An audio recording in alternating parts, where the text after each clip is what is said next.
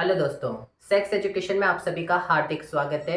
मैं प्रवीण गोस्वामी, जैसा कि हमेशा आप सभी के लिए सेक्स एजुकेशन से संबंधित वीडियोस लेकर के आता हूँ। मेरा उद्देश्य यही है कि सेक्स एजुकेशन से आप सुरक्षित रहें, स्वस्थ रहें, होने वाले संभावित अपराधों से अपना बचाव कर सकें और एक सुरक्षित समाज की रचना करने में सहयोग कर सकें।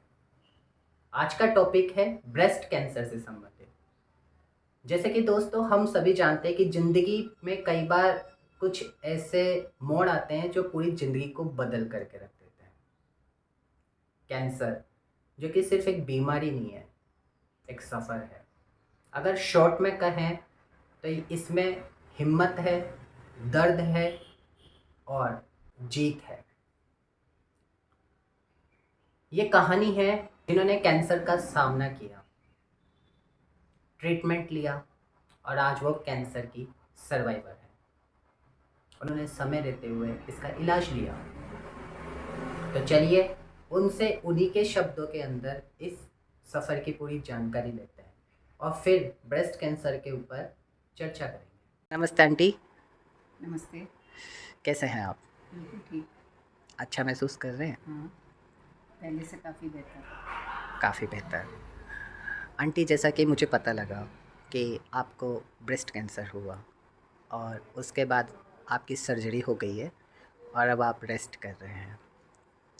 थोड़ा सा समय निकाल करके आप हमें यह बताएं कि कैसे इस चीज़ की शुरुआत हुई। आपको जब पता लगा है, आप शिक्षिका हैं, टीचर हैं, आपको जब पता लगा तो ज़रूरी है कि आपने कदम उठाए होंगे, पता करने की बिल्कुल कोशिश भी करी होगी, लेकिन फिर चूक कैसे हो गई? कहाँ पे ऐसी चीज़ हुई जो समझने में थोड़ी सी हमारे को चूक हुई और ये चीज़ कैंसर का रूप बन करके आज सर्जरी तक आई? और बच्चियों को, महिलाओं को ये गलती ना हो, वो अपने लिए इस चीज़ को गंभीरता से लें। इसलिए आप अब इस चीज़ को शुरुआत से बताएं कि आपको कैसे, पहले सबसे पहले बताएं कि आपको पहली बार कब महसूस हुआ कि शरीर में कुछ ऐसा हो रहा है जो बीमारी जैसा लगा है? कब लगा ऐसा? आज से 1.5 या 2 साल पहले, 2 साल के करीब की बात हो गई। दो जी।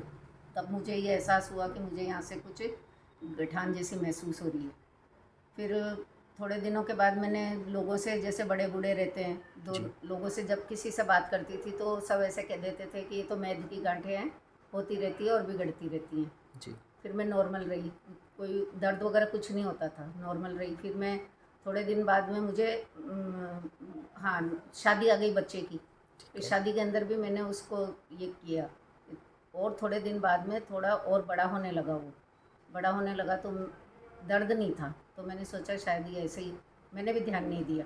एक बार डॉक्टर के पास गई भी थी तो वो बोला बायोप्सी करवा लो, जी। जी। करनी पड़ेगी। मैंने कहा ठीक है कर लो, मुझे नहीं पता था कि बायोप्सी कैसे की जाती है। ठीक है। तो उन्होंने बोला कि एक जने का होना साथ में ज़रूरी है। तो मैं वापस आ गई और उसके बाद में मेरे आफ्टर दिवाली मेरे को ब्लड आना शुरू हुआ सेंटर से, अच्छा, ब्रेस्ट में से ब्लड आना ब्रेस्ट में शुरू हुआ से। हाँ, और ये कपड़ों में दिखने लग गया? कपड़ों में नहीं। मैं जब बाथरूम में गई तो जैसे टच होता है घुटना, ओके। तो वो घुटने पे लग जाता था। अच्छा। एक दिन देखा, 2 दिन देखा, और ये तो फिर ये वही चीज़ है भाई, मेरे लगी भी नहीं है कहीं से। तो देखा तो वो उसमें से ब्लड आने लग गया था। तो फिर मैंने, मेरी भाभी है वहाँ पे, जी। उनसे बात करी, दुर्लभ जी हॉस्पिटल में है, जी। उनसे बात करी। उन्होंने बोला कि जी जल्दी से जल्दी डिसीजन लेना पड़ेगा। फिर बच्चों को बताया, बेटे बहू को। फिर उन्होंने लेके गए मेरी जांच परख करने के लिए, तो बायोप्सी वगैरह हुई तो उसमें कैंसर आ गया। वो इतना बड़ा हो चुका था कि एक बॉल के जितना बड़ा हो गया था। एक बोल के जितना? बॉल के जितना। ये कौन सी स्टेज का कैंसर पता लगा था आपको? ये 3rd स्टेज का कैंसर। थर्ड जब स्टेज तक का? मैं जागी तब तक 3rd स्टेज पहुंच गई थी। शायद मैं पहले दिखा लेती, लोगों की ना सुनती, तो मुझे जल्दी फ़र्क पड़ जाता। आपके इस कैंसर के ट्रीटमेंट के जो आपको इसमें साइड इफ़ेक्ट देखने को मिले, ये जैसा कि हम लोग सुनते हैं कि कैंसर के काफ़ी ज़्यादा साइड इफ़ेक्ट देखने को मिलते हैं, इसका अनुभव आपका कैसा रहा? हाँ, बहुत ही ख़राब था। जैसे कीमो शुरू हुई, बालों का जाना, पूरे धीरे धीरे सब बाल चले गए, वीकनेस अंदर से फील होने लगी। लेकिन मैं बहुत स्ट्रॉन्ग अपनी पावर रखती थी। मैं स्कूल जाती रही बराबर। आप कीमो होने के बाद भी स्कूल जाते रहे? स्कूल छठी कीमो होने के बाद तक भी स्कूल गई। अच्छा। और बच्चों को पढ़ जिस दिन मुझे एडमिट होना था ऑपरेशन के लिए, उसके एक दिन पहले तक भी मैं स्कूल गई। मैंने अपना विल पावर नहीं खोया। आप इस पूरी जो घटना है, ये जो बीमारी की आपके साथ हुई सिचुएशन, इस पूरी बीमारी में काफ़ी मजबूती के साथ लड़े हैं जी और नकारात्मक बातों पे आपने बिल्कुल भी ध्यान ही नहीं ध्यान नहीं। दिया। जैसा मुझे डॉक्टर ने यही कहा था कि आखिरी तक आपको खुश रहना है, अपने आप को बिजी रखना है। यही सबसे बड़ी इसकी कैंसर की लड़ाई है, जिसके अंदर आपको ज़्यादा से ज़्यादा खुश रहना है। ज़्यादा से ज़्यादा खुश रहना है। ज़्यादा से ज़्यादा खुश रहना है। तो आप ज़्यादा से ज़्यादा खुश रहने के लिए इस लड़ाई में किस चीज़ का उपयोग करते रहे? बिजी रखती हूँ अपने आप को। स्कूल जाती हूँ, 6 घंटे वहाँ निकल जाते थे। अच्छा। फिर उसके बाद घर में अपना टाइम में काम वाम कभी नहीं छोड़ी, ऐसे कराती रहती थी। बहू है जबकि कराती रहती थी मैं सब उनके साथ भी, और बातचीत करके अपना तो आपने अपने आप को व्यस्त रख के व्यस्त किया। रख के मैंने इस चीज़ को ध्यान नहीं दिया कि मुझे इतना बड़ा कोई जैसा कि दोस्तों आप देख पा रहे हैं कि अभी आंटी जी का ऑपरेशन हुआ है और ऑपरेशन होने के बाद इनके जो ऑपरेशन से जो फ्लूइड निकलता है बॉडी से, उसको कलेक्ट करने के लिए पास में एक डिवाइस रखा है जिसके अंदर ये फ्लूइड कलेक्ट हो रहा है। और इनकी अभी जो ट्रीटमेंट के 10 दिन और बाकी हैं, 10 दिन बाद ये जाएंगे डॉक्टर को दिखाएंगे और वहाँ पे जा कर के पता लगेगा कि अब आगे कितनी कीमो इनको और करवानी है और आगे क्या ट्रीटमेंट है। आंटी जी आप ये बताएं कि आप जब हॉस्पिटल गए, वहाँ पर आपको हॉस्पिटल के अंदर और कैंसर के कैसे मामले देखने को मिले? कितने तरीके के आपको वहाँ पे ऐसे लोग मिले? वहाँ पे मुंह का कैंसर था। मुंह का लोगों के कैंसर? बहुत ज़्यादा मुंह में कैंसर हो रहा था। आप इसकी वजह क्या मानते हैं? हम्म, मैंने डॉक्टर से तो किसी से नहीं पूछा, लेकिन जो जो जो मरीज खुद था वो बोलता था कि भाई मैं गुट के ज़्यादा खाता था। अच्छा। हाँ। और ब्रेस्ट के ज़्यादा, औरतों में बहुत ब्रेस्ट के कैंसर हो रहा है। अब ये खान पान का असर है या क्या है, लेकिन ब्रेस्ट कैंसर बहुत हो रहा है मेरे जैसी, यानी कि 78 तक की औरतों को भी। ब्रेस्ट कैंसर हो रहा हाँ। है? और बच्चेदानी में बच्चेदानी गांठ का? होना, कैंसर होना। तो उनकी 75 के बाद भी बच्चेदानी निकली है। अच्छा। हाँ। आंटी आप खान पान कैसा खाते हैं? मैं बिल्कुल शुद्ध शाकाहारी हूँ। लहसुन प्याज भी कभी कभी, वरना मैं लहसुन प्याज भी नहीं खाती। तो दोस्तों आप देख पा रहे हैं कि शुद्ध शाकाहारी खाना जो हम खा रहे हैं, इसमें भी कैंसर होने की संभावनाएं क्यों है? क्योंकि खाने के अंदर केमिकल्स आ रहे हैं, पेस्टिसाइड आ रहा है और यह हमारे स्वास्थ्य को इस फास्ट फूड बिल्कुल नहीं खाती मैं। देखिए आंटी जी फास्ट फूड भी नहीं खाते और ये फिर भी हमारे स्वास्थ्य को किस प्रकार से नुकसान पहुंचा रहा है। आंटी आपके साथ जो ये हुआ, ये काफ़ी दुखद है और संवेदनशील है। इस चीज़ को पार करना, दिमाग से तैयार रहना, और किसी बच्ची किसी महिला के साथ ऐसा ना हो। हाँ, वहाँ पे 6-6 साल के बच्चे भी थे। 6-6 साल के बच्चे? 6-8 बच्चे, 6 या 8 साल के बच्चे, 2-3 बच्चे हमने देखे। इतनी उनकी पीड़ा देखी नहीं जाती थी। पूरे बाल गंजे, उनके मम्मी पापा की किस तरह से उनके लिए जो कुछ नहीं कर सकते थे वो भी कर रहे थे। ये सब मैंने देखा। बच्चे रोते थे, उनके ऐसे ड्रिप चढ़ते रहना, उनके कीमो होते रहना देखा नहीं गया। अब ये उनमें छोटे बच्चों में क्यों हुआ, ये ईश्वर ही जान सकता है बस। और तो किसी और के साथ ऐसा ना हो, ना हो। इसके लिए आप क्या कहना चाहेंगे? खान पीन पे ही ध्यान रखना पड़ेगा मेन। योगा वगैरह करना चाहिए, अपने आप को व्यस्त रखना चाहिए। इसे बेकार के व्यसनों में, हालांकि व्यसन से मेरे भी नहीं हुआ, लेकिन अपन उस पर कंट्रोल तो रख ही सकते हैं। जितना बचाव करें उतना सही है। उतना सही है। आंटी हम कामना करते हैं कि आप जल्दी सही हो, दूसरों को भी ये राह दिखाएं, प्रेरित करें। आंटी एक वॉरियर है जो कैंसर को जीत करके लड़के आ गए हैं, अब रेस्ट कर रहे हैं और कुछ ही दिनों के अंदर दोबारा से तैयार होकर के सोसाइटी में आएंगे, बच्चों को पढ़ाएंगे। तो दोस्तों आप अपना ध्यान रखें। अगर ऐसा कोई भी मामला आपके जीवन में आपको लगता है कि ये किसी पड़ोस की मत सुनो, किसी से राय लेके उस बीमारी से एक बार डॉक्टर को दिखाना बहुत ज़रूरी है। डॉक्टर को दिखाना बहुत ज़रूरी है। और यही संदेश देने के लिए ये वीडियो हमने आपको दिखाया है कि आप अपने परिवार में किसी के भी साथ ऐसी कोई समस्या देखते हैं, उसको नज़रअंदाज ना करें। समय से पहले दिखाएं और जितनी जल्दी दिखाएंगे उतनी जल्दी उपचार से आप सही हो जाएंगे। धन्यवाद। मेरा नाम माधुरी अग्रवाल है। आपकी उम्र? 62। कैसे हैं आप? बिल्कुल ठीक। अच्छा महसूस कर रहे हैं? हाँ, पहले से काफ़ी बेहतर। काफ़ी बेहतर। आंटी, जैसा कि मुझे पता लगा कि आपको ब्रेस्ट कैंसर हुआ और उसके बाद आपकी सर्जरी हो गई है और अब आप रेस्ट कर रहे हैं। थोड़ा सा समय निकाल करके आप हमें यह बताएं कि कैसे इस चीज़ की शुरुआत हुई। आपको जब पता लगा है, आप शिक्षिका हैं, टीचर हैं, आपको जब पता लगा तो ज़रूरी है कि आपने कदम उठाए होंगे, पता करने की बिल्कुल कोशिश भी करी होगी, लेकिन फिर चूक कैसे हो गई? कहाँ पे ऐसी चीज़ हुई जो समझने में थोड़ी सी हमारे को चूक हुई और ये चीज़ कैंसर का रूप बन करके आज सर्जरी तक आई? और बच्चियों को, महिलाओं को ये गलती ना हो, वो अपने लिए इस चीज़ को गंभीरता से लें। इसलिए आप अब इस चीज़ को शुरुआत से बताएं कि आपको कैसे, पहले सबसे पहले बताएं कि आपको पहली बार कब महसूस हुआ कि शरीर में कुछ ऐसा हो रहा है जो बीमारी जैसा लगा है? कब लगा ऐसा? आज से 1.5 या 2 साल पहले, 2 साल के करीब की बात हो गई। जी। तो तब मुझे ये एहसास हुआ कि मुझे यहाँ से कुछ गठान जैसी महसूस हो रही है।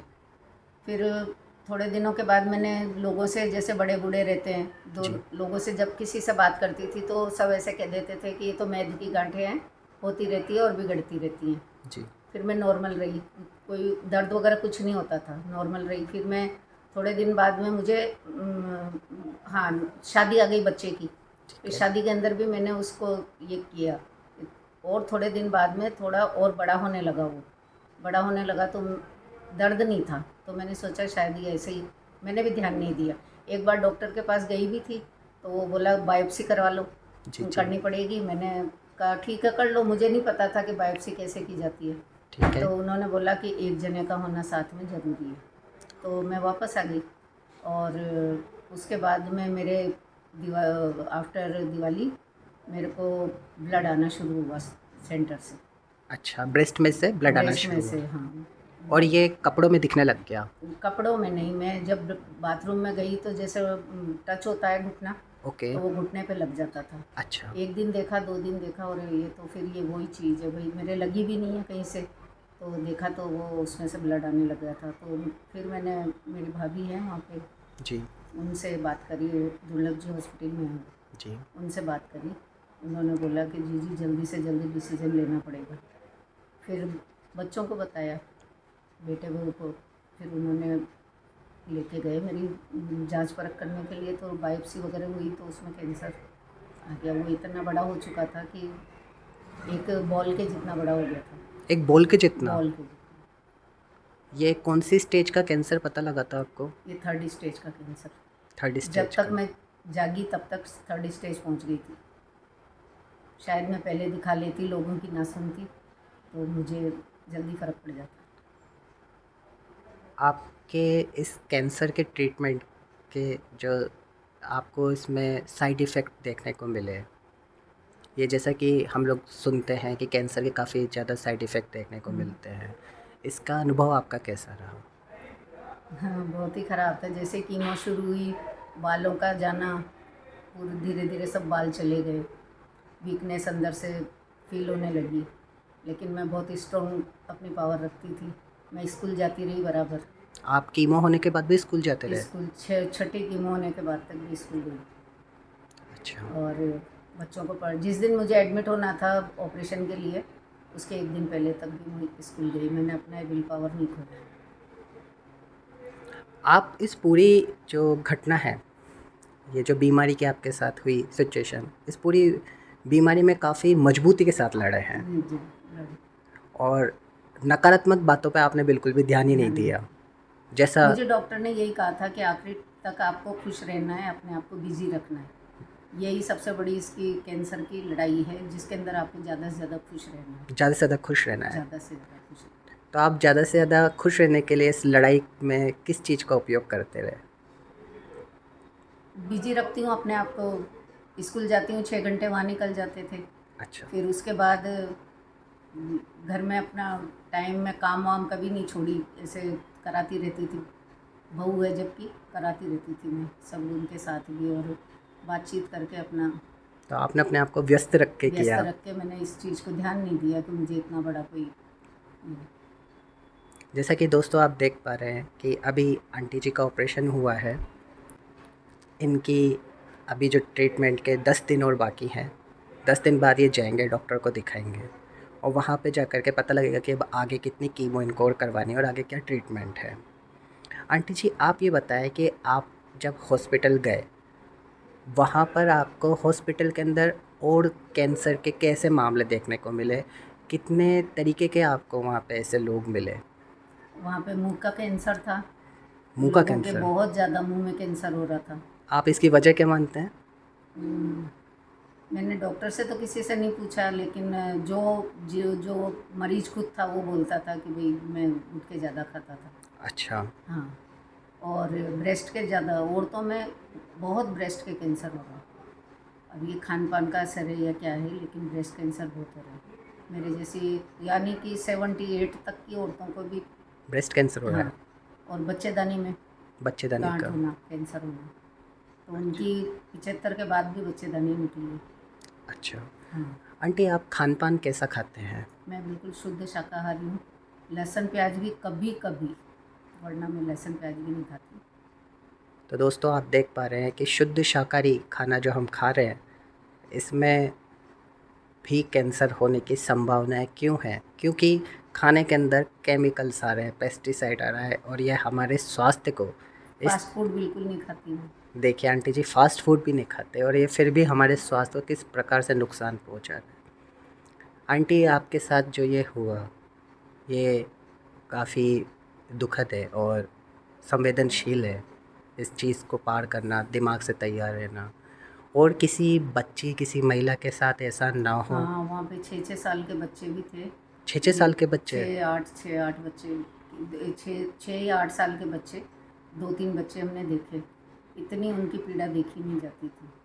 पूरे बाल गंजे, उनके मम्मी पापा की किस तरह से उनके लिए जो कुछ नहीं कर सकते थे वो भी कर रहे थे।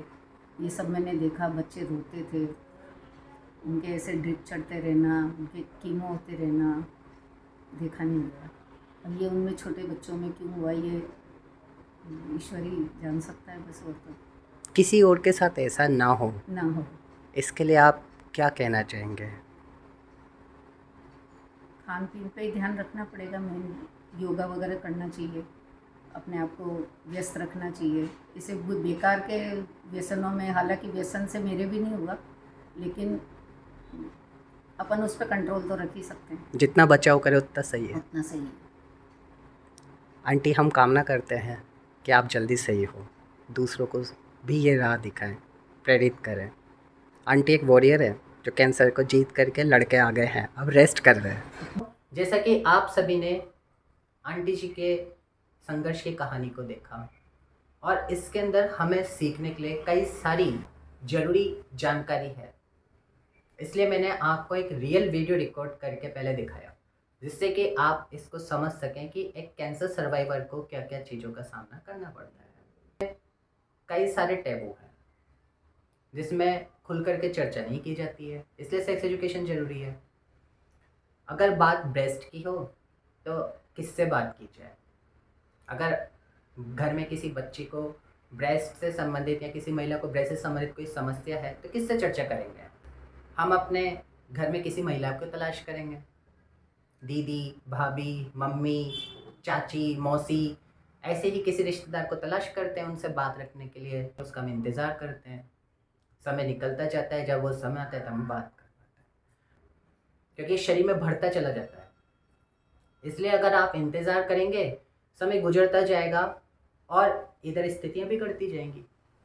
इसीलिए हमें क्या करना है, ऐसे संबंधित हम चर्चा करें तो घर में ऐसा माहौल हमें विकसित करना होगा कि घर में कोई भी महिला अपनी समस्या को खुल करके हमारे सामने रख सके। बेटा है, दामाद है, पिता है, पति है, उसके सामने अपनी बात खुल करके रख सकें, जिससे हमारी समस्या को समझ करके उस पे समय रहते हुए नियंत्रण पाया जा सके। लेकिन जनरली फैमिलीज़ में ऐसा नहीं होता, इसलिए हमारे को इन बंदिशों को तोड़ना है। खुल कर के चर्चा करने के लिए माहौल विकसित करना बहुत ज़्यादा ज़रूरी है। सेक्स एजुकेशन के रेफरेंस में यदि हम देखें तो दोस्तों, ये सेक्स एजुकेशन जो है सिर्फ फिज़िकल ही नहीं, इमोशनल स्टेट के ऊपर भी बहुत ज़्यादा ध्यान देता है। यदि किसी पर्सन को ब्रेस्ट कैंसर हुआ है तो एक परिवार की क्या ज़िम्मेदारी है या एक पार्टनर की क्या ज़िम्मेदारी है, ये समझना बहुत ज़्यादा ज़रूरी है। सबसे पहले अपने पार्टनर को एक सहज माहौल उपलब्ध करवाना, जिससे वो अपनी बात खुल करके आपके आगे रख सके। सकारात्मक व्यवहार रहना, सुनने की आपको क्षमता विकसित करनी है कि वो जो बात रख रहा है उसको शांति से आपको सुनना है, और सुने सुनाए मिथक बातों को थोपना नहीं है। परखी हुई या चिकित्सक के परामर्श की जानकारी को उपयोग में लेना है। किसी ने क्या किया और उसने कैसे करके क्या किया, ऐसी बातों को आप अपने इस जीवन साथी के साथ या अपने घर के किसी सदस्य के साथ ना अपनाएं। जो बात है वो मेडिकल साइंस के अकॉर्डिंग होना बहुत ज़्यादा ज़रूरी है। आप अपने पार्टनर के साथ खुशनुमा माहौल रखें, क्योंकि कैंसर एक ऐसी बीमारी है जो शरीर को बदल करके रख देती है। पार्टनर कीमोथेरेपी से गुजरता है, ऑपरेशन, सर्जरी, इस तरीके के पूरा जो ट्रीटमेंट का प्रोसीजर होता है इससे गुजरता है। वो ऑलरेडी काफ़ी ज़्यादा डिप्रेस्ड रहता है, पेनफुल कंडीशन में रहता है, दर्द रहता है। इसलिए आपको अपने पार्टनर को खुशी भरा माहौल देने की कोशिश करनी है। यदि हस्बैंड वाइफ के बीच में इस तरीके की समस्या का सामना किया जा रहा है तो पार्टनर के साथ फिजिकल रिलेशनशिप बनाने से पहले कंसेंट जरूर करें, क्योंकि वो ऑलरेडी पेन में है। हो सकता है फिजिकल रिलेशनशिप को वो उस टाइम पे ना करना चाहे, इसलिए आप अपने पार्टनर से कंसेंट जरूर करें। पार्टनर के सामने आप किसी भी प्रकार की समस्या, आर्थिक समस्या या पारिवारिक जो कुछ परिवारों में इस तरीके की लड़ाइयाँ चलती रहती हैं उनको डिस्कस ना करें, उसको इससे दूर रखें, जिससे वो इस तरीके के नकारात्मक व्यवहार या जो आर्थिक समस्या है उसको लेकर के टेंशन में ना आए। इन चीज़ों का आपको ध्यान रखना है अपने पार्टनर के साथ और खुद के साथ भी। यदि आप किसी ऐसे परिवार से हैं या आपके आर्थिक स्थिति सही नहीं है और आपको ऐसा लगता है कि मुझे ब्रेस्ट कैंसर या किसी भी तरीके का कैंसर ना हो, तो सबसे अच्छा है पहले अपने स्वास्थ्य का ध्यान रखें। किसी भी प्रकार का नशा ना करें, तंबाकू या किसी प्रकार के हानिकारक पदार्थ का सेवन ना करें। इंडस्ट्रियल एरिया है या कोई ऐसी एरिया है जहाँ पे टॉक्सिक एनवायरनमेंट है, अंडरग्राउंड वाटर है या इस तरीके का पानी है या फसल में केमिकल है, पेस्टिसाइड है, इनसे बचाव करने की कोशिश करें। शरीर पे कोई भी बीमारी का असर दिख रहा है उसको नज़रअंदाज ना करें। आप तुरंत हॉस्पिटल जाएं और संबंधित चिकित्सक की परामर्श जरूर लें। अगर कैंसर की आपको कंफर्मेशन हो जाता है, कैंसर हो ही गया है, तो उस स्थिति में घबराएं नहीं, पेशेंस से काम लें, धैर्य के साथ काम लें। कई सारी सरकारी ऐसी योजनाएं हैं जिसका आप लाभ ले सकते हैं। चैरिटीज से चलने वाले हॉस्पिटल्स भी हैं जिसमें कैंसर का मुफ्त इलाज किया जाता है, बहुत कम खर्चे आते हैं और उसमें आपका इलाज किया जाता है। आंटी जी का इलाज महावीर कैंसर हॉस्पिटल जयपुर के अंदर किया गया है। तो आप इस तरीके के जो चैरिटेबल हॉस्पिटल्स जो रहते हैं वहाँ का लाभ ले सकते हैं या किसी सरकारी योजना का लाभ ले सकते हैं। यदि आपको योजना ही नहीं पता और हॉस्पिटल भी नहीं पता तो आप प्रशासन से इसकी मांग कर सकते हैं, आपके परिजन को भेजिए, उनसे मांग करवा सकते हैं, या आप हॉस्पिटल से भी इसकी जानकारी ले सकते हैं। सोशल मीडिया या आप इस तरीके की जानकारी को सर्च करके कंफर्म करके और फिर वहाँ पर इस सुविधा का आप लाभ ले सकते हैं। लेकिन घबराना नहीं है, हिम्मत से काम लेना है, ट्रीटमेंट लेना है। और एक और समझने की बात है कि आपको प्राइवेट हॉस्पिटल और गवर्नमेंट हॉस्पिटल इसके अंदर दिमाग में किसी भी प्रकार का भेदभाव नहीं रखना है। प्राइवेट हॉस्पिटल के अंदर ट्रीटमेंट का पूरा खर्चा काफ़ी ज़्यादा आता है, लाखों में पहुंच जाता है। गवर्नमेंट हॉस्पिटल के अंदर वही ट्रीटमेंट दिया जाता है लेकिन निःशुल्क मिलता है और बहुत कम खर्चे होते हैं। जो मिनिमम फीस लगती है वो फीस लग करके आपका काम हो जाता है। ट्रीटमेंट का प्रोसीजर दोनों जगह सेम है, बस ये है कि प्राइवेट हॉस्पिटल में आपको बिल्डिंग अच्छी मिल जाएगी, केयर अच्छी मिल जाएगी, आपको स्टाफ अच्छे से ट्रीट कर लेगा और वहाँ पे कुछ आपको साफ़ सफाई थोड़ी सी ज़्यादा मिल सकती है। लेकिन गवर्नमेंट हॉस्पिटल के अंदर थोड़ी सुविधाओं की कमी ज़रूर मिल सकती है, लेकिन आपको ट्रीटमेंट का वही प्रोसीजर रहेगा, पूरा स्वस्थ करने के बाद ही डिस्चार्ज किया जाएगा। इसलिए दोस्तों, आप ब्रेस्ट कैंसर को इस वीडियो में देखने के बाद नज़रअंदाज ना करें, अपने परिवार में खुल करके चर्चा करें इस टॉपिक के ऊपर, और अगर किसी को भी इस तरीके की संभावना होती है तो उसको तुरंत चिकित्सक की परामर्श की सलाह दें। देरी ना करें, जल्दी करें, क्योंकि समय रहते हुए बीमारी पे नियंत्रण पाना समझदारी की बात है। पसंद आया हो सब्सक्राइब करें, लाइक करें, शेयर करें और दूसरों को भी जागरूक